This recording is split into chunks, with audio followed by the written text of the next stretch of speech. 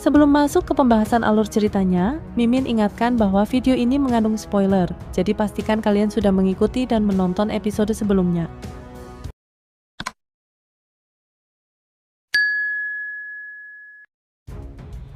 Shihao melangkah maju, menuntut panah emas abadi. Namun, wanita berjubah perak, Jin Yi, menolak dengan sinis. Dia mengejek Feng Wu yang kalah, menyebutnya gadis liar dari dunia bawah yang tak pantas bersaing dengannya. Feng Wu geram dan menyerahkan urusan itu pada Shihao. Shihao menantangnya dengan dingin, menegur kelicikan Jin Yi yang melanggar aturan. Jin Yi malah menanggapi dengan sombong, mengklaim kekuatanlah yang berbicara di lembaga Dewa Surgawi. Saat itu, Jin Yi diam-diam mengaktifkan harta rahasianya, jejak penutup surga, tiruan dari harta tertinggi kuno. Jejak itu membesar seperti gunung dan menghantam Shihao. Kerumunan mengira Shihao telah ditindas, namun ia perlahan bangkit dari bawah jejak itu, memancarkan cahaya dan rantai keteraturan surgawi. Dengan tenang, dia mengecilkan dan menangkap jejak itu, menyempurnakannya lalu menelannya seperti tak berarti. Jin Yi panik, tapi Shihao hanya mengejek. Survival of the fittest, kan?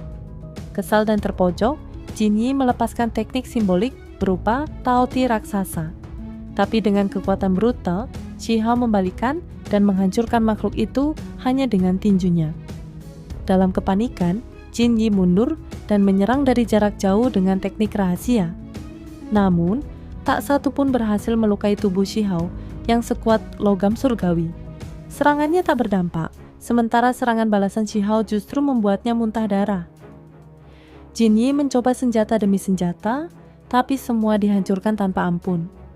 Bahkan ketika dia mengaktifkan 2 helai energi abadi, jurus andalannya, Shihao tetap tak tergores.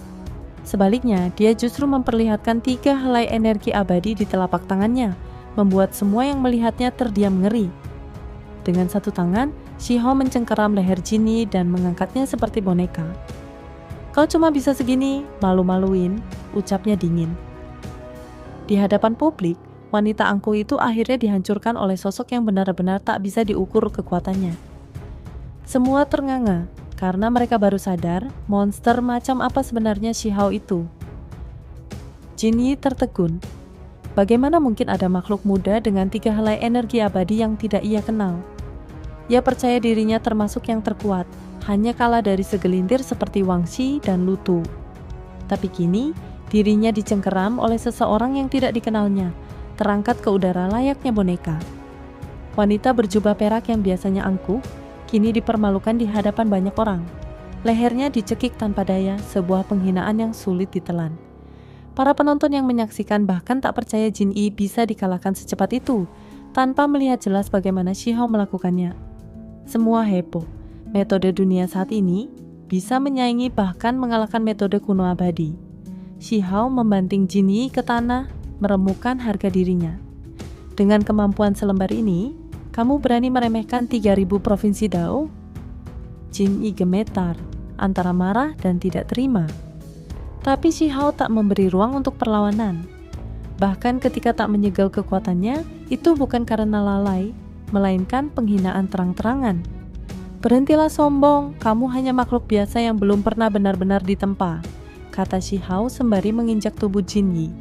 Terpojok, Jin Yi mencoba menggertak dengan nama besar keluarganya, klan emas dari 9 surga. Namun Shihao menertawakannya. "Apakah klan Jin akan berani melawan institusi Dewa Surgawi hanya demi bocah manja seperti kamu?" ujar Shihao, lalu kembali menendangnya hingga terpental. Jin Yi, kesal dan dipermalukan, akhirnya memunculkan senjata rahasianya. Panah emas abadi 7 warna, senjata mematikan yang mampu menghancurkan jiwa dan raga. Ia menembaknya diam-diam saat pura-pura lemah. Namun sayang, panah itu hanya menembus bayangan. Shihao yang asli berdiri di sampingnya, tenang dan dingin. Dengan tamparan keras dan tendangan telak, Jin Yi terkapar untuk terakhir kalinya. Tulangnya patah, tubuhnya remuk. "Bahkan panah itu tak bisa menyelamatkanmu," ucap Shihao datar. Jin Yi tak berdaya, tergeletak di kaki Feng Wu, wanita yang dulu ia hina. Kini ia menjadi bahan tertawaan. "Kenapa memohon padaku, Jin Yi? Kau kan tak tahu malu, tapi masa harus merangkak seperti ini?" kata Feng Wu sambil tersenyum puas. Jin Yi memerah, malu luar biasa. Ia berteriak histeris, mengumpat, menyemburkan darah karena marah. Tapi tubuhnya tak lagi sanggup bangkit. Melihatnya seperti itu, Shi Hao mempersilahkan Feng Wu membalas dendam. Dengan senyum manis, ia menurunkan kakinya. Jeritan Jin Yi mengisi udara. Hari ini, bukan hanya tubuhnya yang remuk, tapi juga kehormatan dan harga diri Jin Yi dihancurkan sepenuhnya. Jin Yi mengerang pilu, tubuhnya diinjak-injak oleh Feng Wu dan Shi Hao.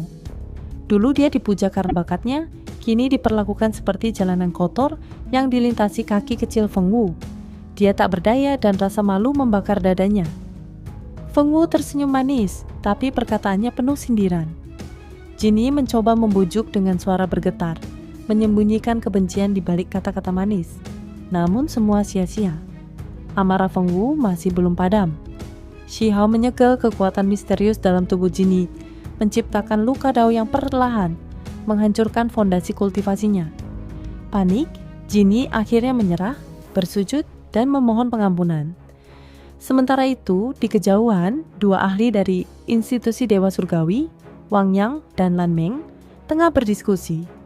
Mereka kagum pada pencapaian fisik Wang Yang dan membicarakan keberadaan Huang dan Cao Yusheng, dua sosok misterius dari alam bawah.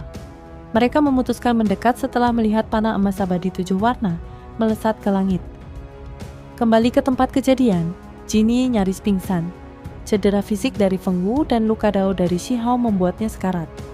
Saat itulah Yuan Teng muncul. Pria berjubah perak dengan reputasi luar biasa, memegang panah emas yang dicuri Jin Yi. Shi Hao menuntut panah dikembalikan. Yuan Teng mencoba bernegosiasi demi Jin Yi, tapi Shi Hao menolak dengan tegas. Yuan Teng akhirnya mengembalikan panah itu dan memohon dengan tulus agar Shi Hao mengampuni Jin Yi. Melihat ketulusan itu, Shi Hao menendang Jin Yi menjauh dan mengakhiri penghukumannya. Namun, Yuan Teng tak berhenti di situ. Ia menantang Shi Hao untuk bertukar petunjuk dalam pertarungan. Ia mengatakan ini akan menjadi kali terakhir dia memakai energi abadi, karena ia akan memutus jalan lama dan murni mengikuti metode dunia saat ini. Semua terkejut oleh tekadnya. Bahkan Shi Hao sedikit kagum. Untuk menghormati dedikasi itu, ia menunjukkan kekuatannya. 3 helai energi abadi berputar mengelilinginya. Kerumunan gempar. Siapa pemuda misterius ini yang memiliki 3 helai energi abadi? Bahkan Yuan Teng tampak terpana. Shi Hao tak menjawab siap dirinya, hanya menunjukkan kekuatan sejatinya. 1 lorong surgawi, hasil gabungan dari 10 lorong surgawi. Pencapaian legendaris yang hampir mustahil dicapai. Yuan Teng gemetar, menyadari siapa yang berdiri di hadapannya. Aku, Huang, jawab Shi Hao. Kerumunan terdiam, lalu meledak dalam kekacauan. Nama yang dianggap telah mati itu kini kembali berdiri, bahkan jauh lebih kuat dari sebelumnya. Kejutan menyelimuti tempat itu. Shi Hao yang disangka telah lenyap, muncul kembali, berdiri gagah di dalam lorong cahaya surgawi. Sosoknya dipenuhi aura abadi, kebal terhadap semua serangan, tampak seperti sosok yang tak bisa disentuh. Dia menguasai 3 helai energi abadi, bahkan lebih unggul dari metode dunia manapun. Bisik orang-orang terkesima. Kehadirannya membuat semua yang bermimpi menapaki alam jalur surgawi menahan diri. Tak satu pun berani menyentuhnya, sadar bahwa memprovokasi sosok seperti ini hanya akan membawa kehancuran. Yuan Teng, yang awalnya ingin menantang, justru meminta izin untuk mengikuti Shi Hao. Namun Shi Hao menolaknya dengan bijak. Kau punya jalanmu sendiri, tapi jika ada yang ingin kau tanyakan, kita bisa diskusikan. Suasana mereda, hingga Shi Hao menunjuk Jin Yi, yang kini terkapar mengenaskan. Bawa dia pergi, aku tak ingin melihatnya lagi, ucapnya dingin. Jin Yi, yang kini tahu bahwa lawannya adalah Huang, hanya bisa menyesali keputusannya. Dia sadar telah menantang makhluk yang mustahil dikalahkan, seseorang di puncak dari metode dunia manapun. Tiba-tiba, 2 aura kuat menghentak tempat itu. Wang Yang, bertubuh perunggu dan gagah, dan Lan Meng, pria tampan berselimut aura dao surgawi. Keduanya muncul dari pengasingan, tertarik pada panah emas abadi 7 warna yang bersinar dalam batu besar. Tatapan mereka cepat tertuju ke panah itu, harta karun luar biasa. Tapi saat Lan Meng menyindir Shi Hao datang dari dunia bawah dan berniat merebut panah, Shi Hao membalas dengan tenang, "Panah ini milik Feng Wu. Aku hanya mengembalikannya." Lan Meng dengan nada meremehkan menyatakan akan mengambil panah itu mengatasnamakan membela Jin Yi. Namun semua tahu, ini hanya dalih untuk merampas harta. "Aku akan mengambil tindakan," kata Lan Meng. Wang Yang pun menyatakan dukungan. Shi Hao menatap mereka dengan dingin. "Jika kalian berdua bisa menyentuhku sedikit saja, panah itu milik kalian." Lan Meng langsung menyerang. Wang Yang menyusul, bersiap menyerang dari belakang. Pertarungan besar pun dimulai, dan semua yang hadir menahan napas ingin menyaksikan apakah dua kuat ini cukup tangguh untuk menjatuhkan seorang Huang. Lan Meng muncul secepat bayangan, melepaskan teknik pamungkas. Tangan emas murni menciptakan batu kilangan emas raksasa yang mengguncang ruang. Meski tahu lawannya bukan orang sembarangan, kekuatan itu tetap mengejutkan banyak orang. Dengan keyakinan penuh, Lan Meng melancarkan serangan maut, yakin lawannya tak mungkin setara dengan para legenda seperti Raja 10 Mahkota. Tapi kenyataan menamparnya secara harfiah. Shi Hao hanya mengangkat telapak tangan, lalu bam! Lan Meng terpental seperti serangga, menghantam gunung, tubuhnya remuk, darah menyembur. Dia syok, tak menyangka akan kalah sedrastis itu. Bangkit dalam amarah, Lan Meng mengaktifkan kekuatan tertingginya.